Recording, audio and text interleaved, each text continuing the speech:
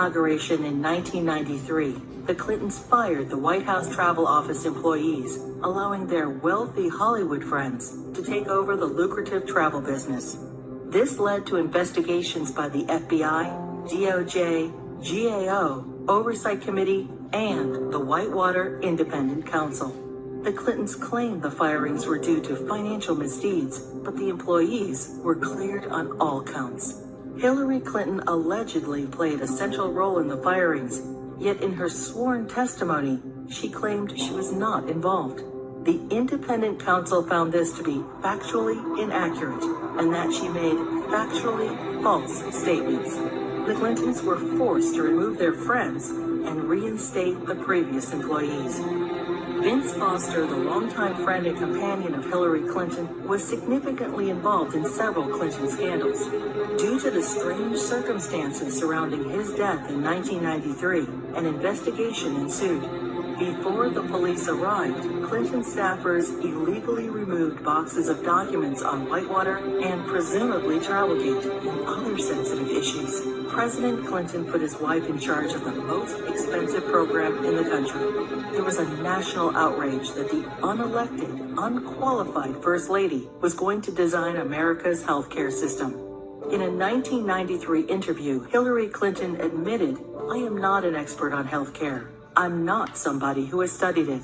Hillary Clinton kept the Presidential Task Force on National Healthcare Reform shrouded in such secrecy that a federal judge threatened to hold the administration in contempt. 2 years later, the healthcare plan was a 1,342-page nightmare, including gatekeepers, health alliances, purchasing cooperatives, new and higher taxes, and restrictions on choosing doctors.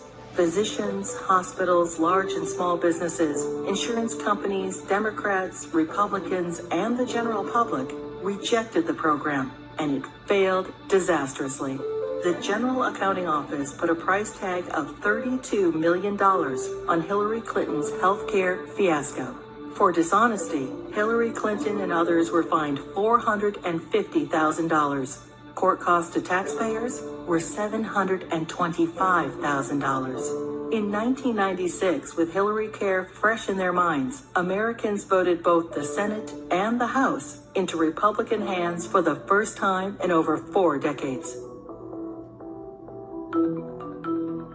In 1994, President Clinton's Attorney General Janet Reno initiated an investigation focusing on fraud accusations against the Clintons regarding their real estate venture, Whitewater Development Corporation, co-owned with their friends Jim and Susan McDougal.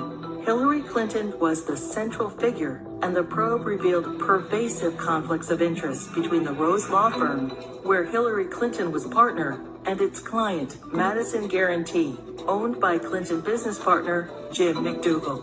Hillary Clinton claimed billing records, subpoenaed and critical to the investigation, were lost. It is presumed they were stolen from Vince Foster's office the night he died. 19 months later, following the Clintons' acquittal, many of the missing records reappeared in the Clintons' residence. As they were covered with Hillary Clinton's fingerprints, she fell under suspicion of obstruction of justice. Their business partner, Susan McDougal, refused to testify against the Clintons, assuring they were not charged. Susan McDougal went to prison for her silence, but was pardoned by President Clinton. 15 Clinton associates were convicted of 40 federal crimes related to Whitewater. The independent counsel's report highlighted the president's abundant and calculating lies under oath, obstruction of justice, and abuse of power.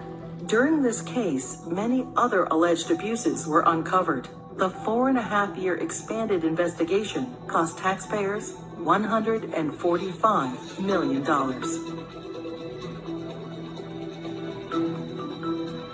Hillary Clinton's trades in cattle futures raised suspicions of improprieties as her very first trade of $5,000 quickly turned into over $490,000. She refused to release her tax returns for the years in question. Hillary Clinton insisted that she made all the investment decisions herself. The investigation proved her trades were actually placed by her friend James Blair through the brokerage firm Refco. James Blair was outside counsel for Tyson Foods, the largest employer in Arkansas, which is state regulated. The perception was Mrs. Clinton received preferential treatment and incredible financial returns as a way to garner favor with her husband, then governor of Arkansas. Refco was investigated and paid the largest fines in the history of the exchange.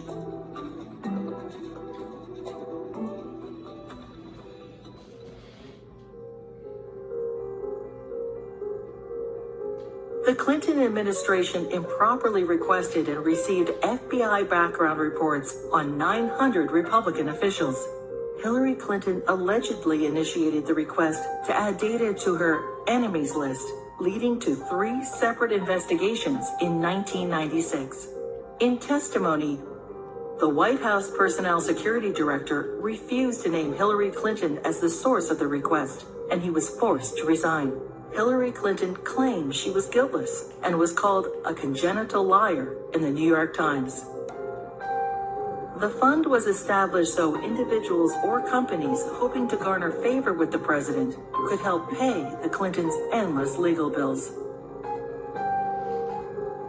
In 1996, the Justice Department investigated campaign fundraising abuses and cover-ups by the Clintons in connection with an effort by China to influence administration policies. In violation of U.S. law, agents for the Chinese government and military funneled millions into President Clinton's re-election campaign, the Clinton Legal Defense Fund, and the DNC. The DOJ's report stated, "A pattern of events suggests a level of knowledge within the White House, including the President's and First Lady's offices, concerning the injection of foreign funds into the re-election effort." The Clintons were accused of using the IRS to harass their enemies, including Republican politicians, the White House Travel Office, the NRA, Judicial Watch, the Heritage Foundation, and other conservative organizations. A senior IRS official admitted that Clinton opponents were singled out for tax audits. Also audited were Bill Clinton's female accusers, including Jennifer Flowers, Paula Jones, Juanita Broaddrick, and Elizabeth Ward Grayson.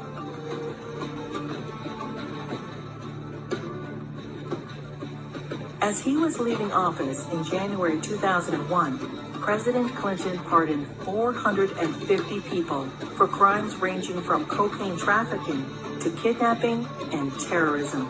Several pardons personally benefited Hillary Clinton and were investigated for direct ties to her New York Senate bid. Hillary Clinton's brother, lawyer Hugh Rodham, charged high fees to use his family influence to obtain presidential pardons. Carlos Vignali, a Los Angeles drug lord, paid Rodham over $500,000, and his sentence for cocaine trafficking was commuted.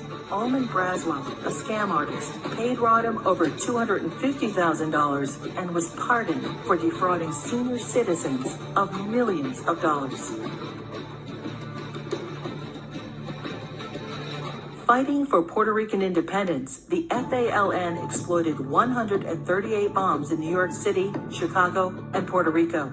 During a 10-year reign of terror, 13 innocent people were killed and over 80 were maimed. New York City Councilman Jose Rivera met with Hillary Clinton proposing pardons for FALN members in return for Puerto Rican support in her Senate race. 2 days later, President Clinton pardoned 16 FALN terrorists. These pardons were condemned by Democrats and Republicans, the House and Senate, the FBI, the U.S. Attorney, the Federal Bureau of Prisons, and the Fraternal Order of Police. Another probe into Clinton wrongdoing ensued. When Congress requested additional information, President Clinton claimed executive privilege, preventing anyone involved with the pardons from testifying. Hillary Clinton claimed no involvement in or prior knowledge of the decision. Former Democratic President Jimmy Carter called these shameless pardons disgraceful. The largest political fundraiser in U.S. history became the largest election fraud in history. In the year 2000, the fundraiser for Hillary Clinton's New York Senate race was attended by 1,300 people, including the Hollywood elite and the Democratic leadership. In violation of federal election statutes, an individual, Peter Paul, financed the entire event. Peter Paul was also a convicted cocaine trafficker. In violation, Hillary Clinton was involved with the solicitation of funds and the coordination of the gala. In violation, Hillary Clinton requested in writing an additional $150,000 from Peter Paul in untraceable securities. The Clinton campaign's filings with the Federal Elections Committee stated the event only cost $500,000. The actual price tag was $1.5 million. Senator Clinton was fined over $50,000 for purposely underreporting the cost of the event. In another campaign finance fraud, Hillary Clinton ignored FBI warnings and accepted over $900,000 from scam artist and felon Norman Sue.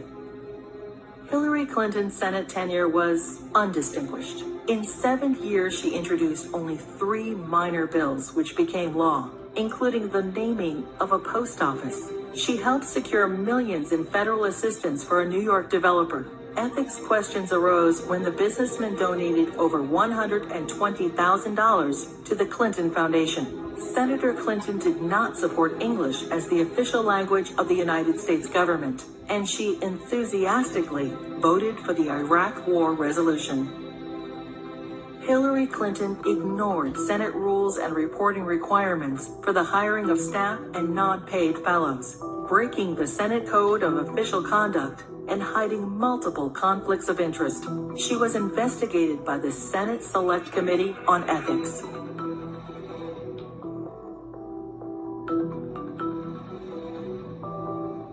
Hillary Clinton's long history of campaign finance abuses continued. Jeffrey Thompson and other fundraising bundlers for her failed 2008 presidential campaign pled guilty to conspiracy and campaign finance law violations. In the primaries, Democrats nominated the little-known junior Senator Obama over the well-known, scandal-ridden Hillary Clinton.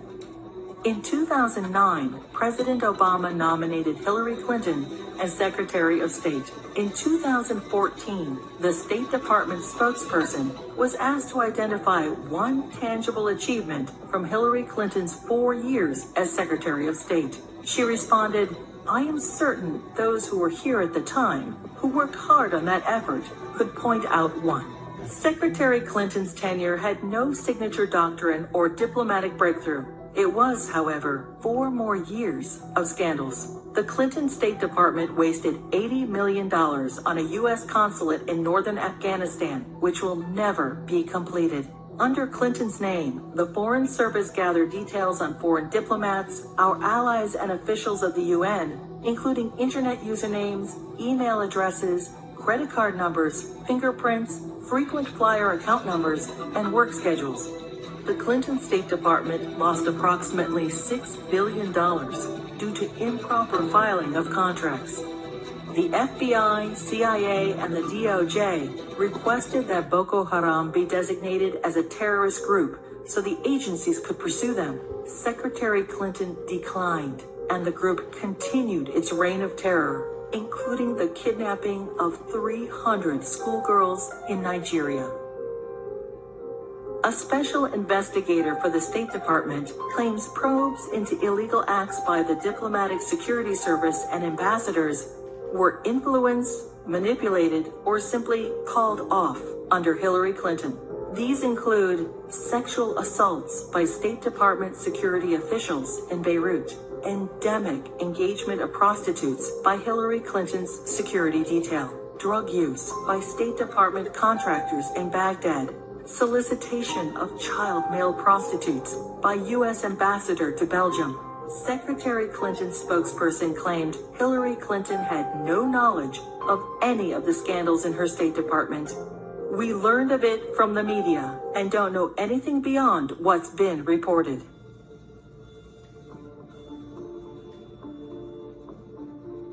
The United States mission in Benghazi, Libya, was attacked on September 11, 2012. As Hillary Clinton was Secretary of State at the time, she is at the heart of the cover-up investigation.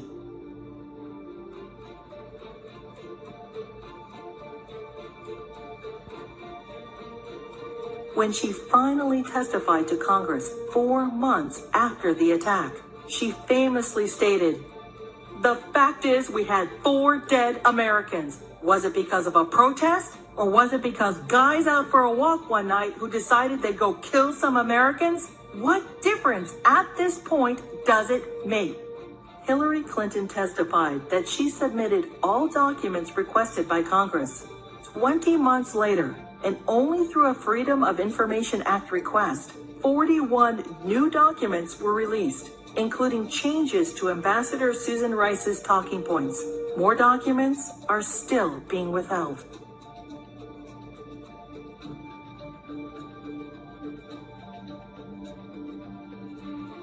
The Presidential Records Act allows restricted access to documents for 12 years after leaving office. Now, 14 years later, the Clintons are still withholding thousands of records from the public. Over 300 Freedom of Information Act requests have been ignored, suggesting more damaging revelations about the Clintons. It is difficult to separate the Clintons' personal and political financial ventures from those of the Clinton Foundation. The New York Times expose on the Clinton Foundation details moral and fiscal chaos, shameless fundraising, and calls it mired in conflicts of interest. Run by old Clinton friends, it has been grossly mismanaged and, despite enormous donations, ran multi-million-dollar deficits. Already rife with conflicts of interest, the foundation's offices are now shared by the Hillary Clinton presidential campaign. Americans can give $2,300 to presidential candidates, but there are no limits on donations to foundations. Hillary Clinton cannot legally accept campaign donations from foreigners, but no restrictions apply to foundations. Secretary of State Clinton traveled to Moscow and pressed the Russian government to purchase planes from Boeing. 2 months later, contract in hand, Boeing donated $900,000 to the Clinton Foundation. The foundation's support from foreign interests hoping to influence U.S. policy is of grave concern. Foreign donations to the foundation increased by 70% when Hillary Clinton ran for president in 2008.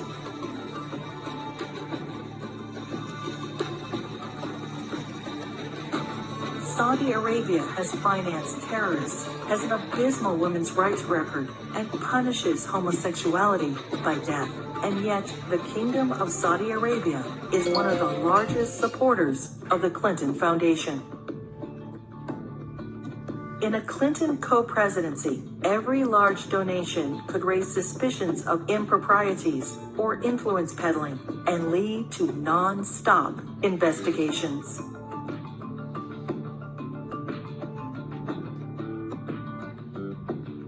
Many qualified and deserving politicians, Democrat and Republican, women and men, are waiting to lead this country.